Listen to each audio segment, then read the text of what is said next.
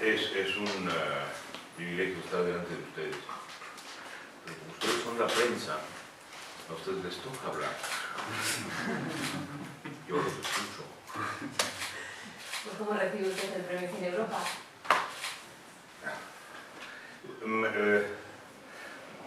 Me avisó mi hijo Gabriel, que conoció a José Luis Loza en un festival de cine en Jerusalén. Mi hijo Gabriel acababa de ganar con su ópera prima, el premio Ópera Prima en Berlín, y de regreso a México conocí a José Luis Loza y me gustan tus películas. Eso es ya como para comprar dulces y regalarlos. No es frecuente. Y entonces José Luis se puso en contacto conmigo y me dijo: le damos el premio Cine Europa. Es un recuento de los que lo tenían, y estar en ese grupo, pues sí, es muy, muy notable, ¿no? Explicar una película cuando de pronto uno está delante de un público que la vio con más o menos gusto es complicadísimo. Pero explicar una vida de 50 años de cineasta es o imposible o larguísimo, porque explicar una vida de 50 años toma como 18. Entonces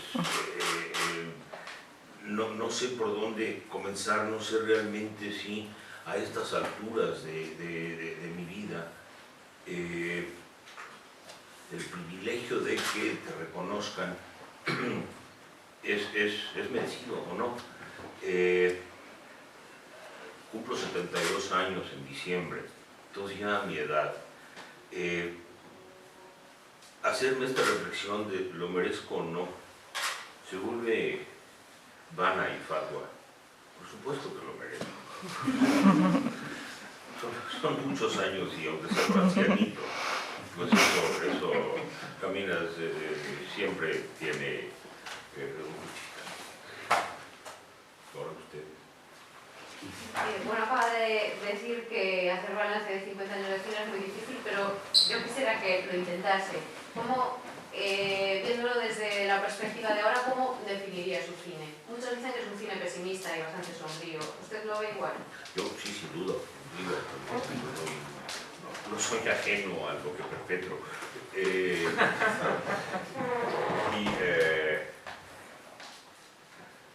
Hay una serie de nociones de Oden, por ejemplo, hablando del pesimismo, decía: el pesimismo es simplemente optimismo sin salidas, y en eso más o menos me encuentro. Yo soy hijo de un productor que hacía un cine muy convencional y muy buscando ser un cine de lucro.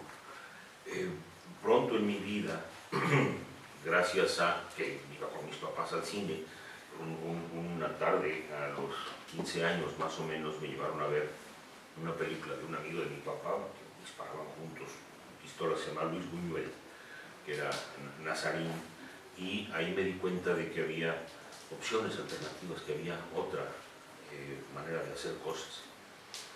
Como no conocía a Buñuel porque era amigo de mi papá, un señor español que echaba balazos, pues lo fui a ver y le dije que yo quería ser director como él, y me cerró la puerta en las narices en su casa. Era horrible porque había que tomar un autobús y era lejísimo. Yo vivía parado afuera, y de pronto abrió la puerta y me dijo: sé quién eres. Y todo. Ser hijo de productor en ese momento era equivalente a ser rigurosamente idiota. Y lo que tuve que hacer toda clase de esfuerzos para demostrarle que no estaba interesado en lo que hacía. Entonces me dijo: pasa. Por alguna razón tenía en un proyectorcito en la sala de su casa, y una pantalla, estaba viendo alguna cosa. Antes era la manera de ver DVDs, era tener un proyector y encarzar la película y verla. Y entonces me dice: mira, te voy a enseñar un proyecto. Lo puso así. Me digo: siéntate ahí delante, cerró un poco las cortinas, echó a andar el proyector, y era un perro andaluz. Tengo 15 años y yo, entonces, un ojo terrorífico. Termina la película, yo sin aliento, por supuesto. Buñuel la regresa venganza y me la echa de nuevo.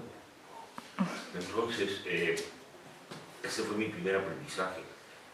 Por supuesto soy pesimista, por supuesto hay una negrura en mis cosas porque la fascinación por esa ferocidad surrealista de Buñuel pues me cautivó.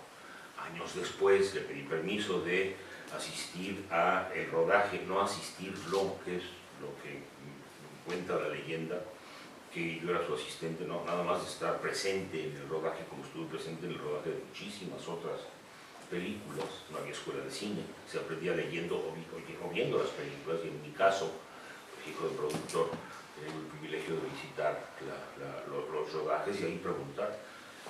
Yo nunca he podido dar clases bien de cine porque nunca aprendí metódicamente. Es arbitrario la manera en que aprendí, porque en algún momento hablaba con el fotógrafo, y en algún momento con los actores, y en algún momento con... y yo sabía que no quería ser actor, pero fui de actor muchas veces para saber qué se sentía. Entonces no sabía bien si quería ser fotógrafo o director. Con Buñuel me convencí de que no había otro camino, que era el ser director.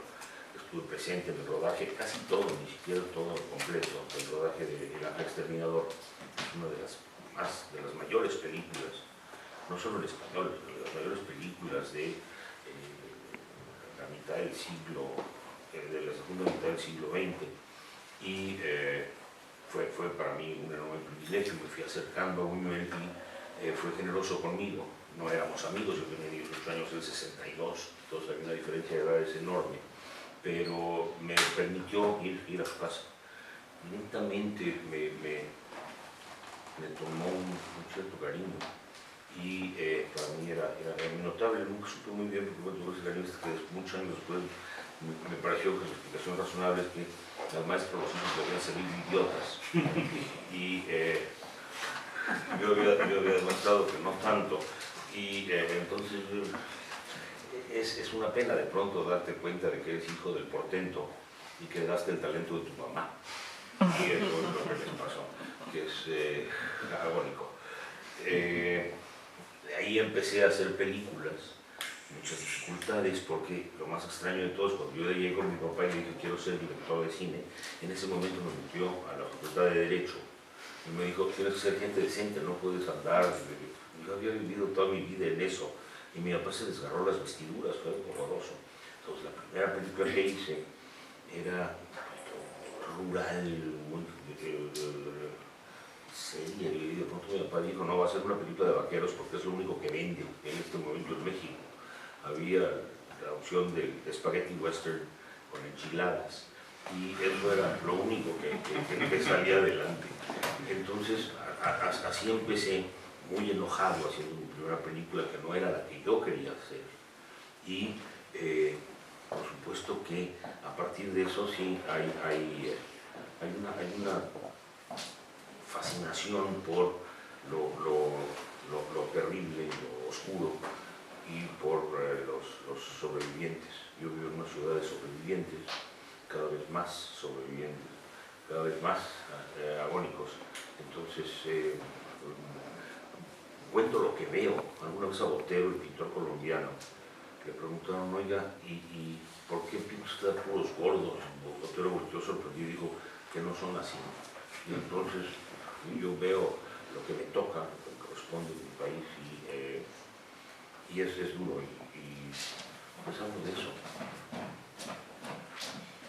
¿Podría decir entonces que el director que más le ha marcado en su trayectoria ha sido Buñuel después de tantos años? No, yo lo quiero mucho, pero por supuesto a los que yo seguía con absoluta fidelidad, y a los que le encontraba muchísimo menos fallas era a Kurosawa o a Fritz Lang o a Ford, que aportaban muchísimo más cosas. Él era verlo delante y conversar con él, y tener el privilegio de que me recibiera en su casa, donde salía yo invariablemente alcoholizado, daba tragos a un jovencito, encantado que salía yo. Pero era generoso, me hablaba, pero mis determinantes, mis influencias, los que como los que yo quería ser eran otros, no era Buñuel. Buñuel tiene magníficas películas y otras que son horrorosas, y incluso me costaba mucho trabajo encontrarlas horrorosas. Y de esas pocas películas buenas que se hacen últimamente, ¿destacaría alguna que le haya gustado? No. Es decir, que me gustó esta o esta otra. De pronto revelé una ignorancia porque de pronto dejé de ver esta una más. Que en México es difícil de pronto acceder a ciertas películas. Cuando yo era un joven aprendiz había opciones interesantes, porque yo iba a ver la última película de Hopper, de Hitchcock, y al mismo tiempo veía la última película de Bresson o de Chabrol. Era muy notable, estaban los cines justo delante de uno de los otros y veías todo lo que ocurría. Ahora vas al cine y está Spider-Man en 17 salas en un solo lugar donde hay 17 salas. Entonces de pronto costó mucho trabajo ver un cine que no sé, entonces de pronto se me van algunas películas que podrían ser magníficas y entonces no me atrevo porque la memoria no me acompaña para decir cuál es la que sí me gustó.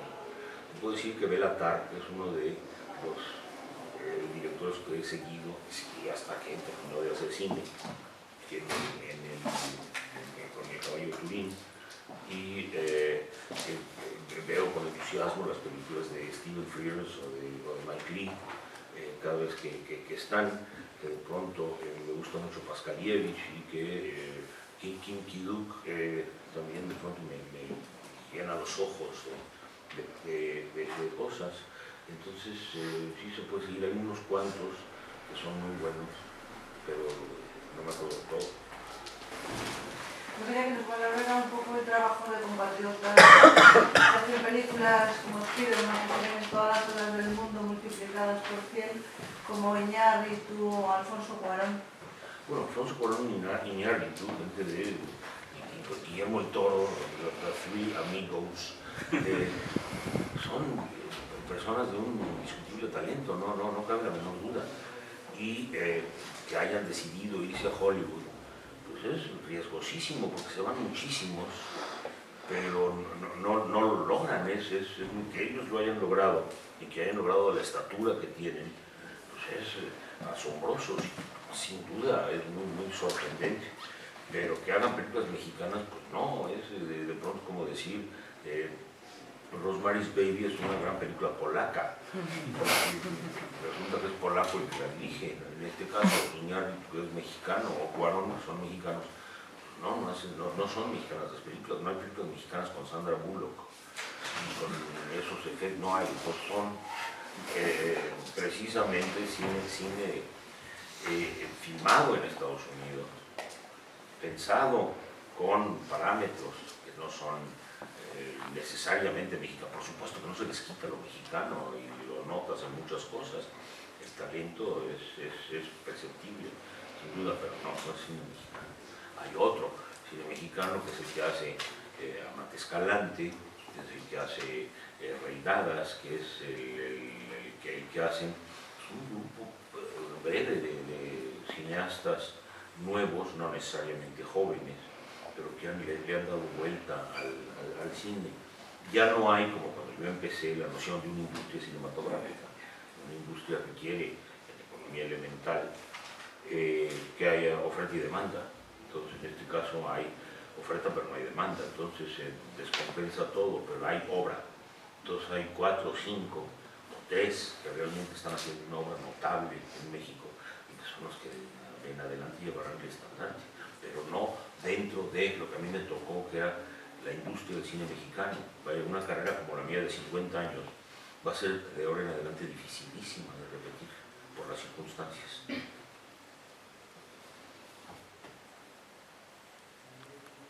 Bueno, pues si non hai máis preguntas, levantamos e o que nos queda disfrutar do cine de don Arturo e da súa presencia na cidade. Gracias por estar aquí.